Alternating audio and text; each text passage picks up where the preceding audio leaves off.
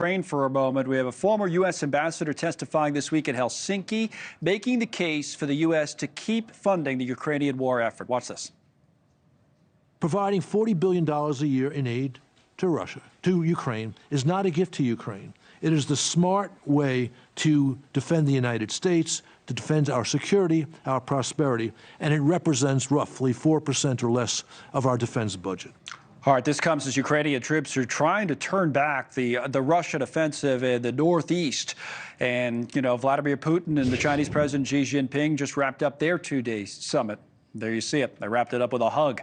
That former ambassador you just heard from is our live guest right now. We welcome John Herbst back to the show, former U.S. ambassador to Ukraine, but now a senior director of the Eurasia Center at the nonpartisan Atlantic Council. So, Ambassador, you made the case. Expand on that, why it's so important in your view, what you're trying to get across to people. It's very simple. Russia has declared we are its principal adversary. Russia has also declared that it would like to take back, or at least have substantial political control over the entire territory of the former Soviet Union, which includes 3 of our NATO allies. If Putin wins his war on Ukraine, he will have Ukrainian resources as he comes for NATO allies, whom we are bound to protect by treaty with our soldiers. So the smart way to stop Putin's aggression is to give Ukraine all the weapons it needs in order to defeat Putin there. If we provide such weapons, as well as economic assistance, and with our European allies, Ukraine will win this war. You said if Putin wins, do you think he is advancing towards that goal in the last week or two? Has this been significant up near Kharkiv? Russia has made incremental gains, and maybe even a bit more than incremental gains in the Northeast. Yeah. This is partly due to the fact that only 3 weeks ago did we pass the law to send aid to Ukraine. And so Ukraine does not have the weapons and the ammunition it should have at this point. So this is a period of weakness. I don't think that there will be a major strategic Russian breakthrough. I don't think Russia will take Kharkiv. But right now, they are destroying Kharkiv with a massive artillery barrage and air barrage.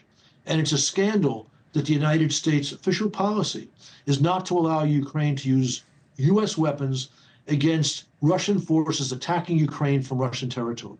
We are complicit in the great damage that Russia is right now wreaking on Kharkiv. That policy needs to stop, not just to save lives in Ukraine, but to protect American interests. Okay, so what do we do specifically about that? The policy could stop, but will we just keep sending arms, or is there more that might be done? Then you take on more risk. For example, New York Times headline is Russia advances, NATO considers sending trainers into Ukraine. And what they were talking about in this article is how the move could draw the United States and Europe more directly into the war. And the Biden administration continues to say there will be no American troops on the ground. What do you think should happen?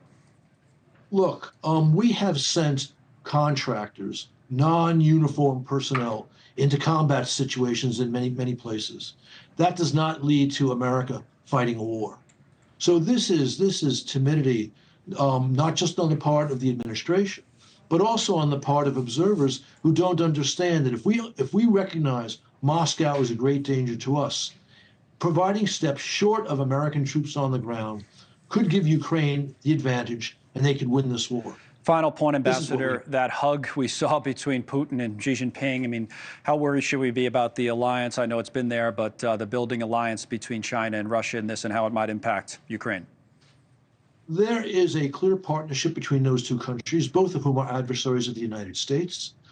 Putin is trying to get Xi to send weapons to Russia to use against Ukraine and more dual-use technology for that same purpose. China does not want Russia to lose. It is providing economic support by buying oil and gas at reduced prices. But China does not want to be on our sanctions list. So they are not giving Putin everything he needs. And I think that this clear but limited Chinese support for Russia will continue. Thanks so much for watching. Just go to joinnn.com to find News Nation on your television provider. And don't forget to click the red subscribe button below to get more of News Nation's fact-driven, unbiased coverage.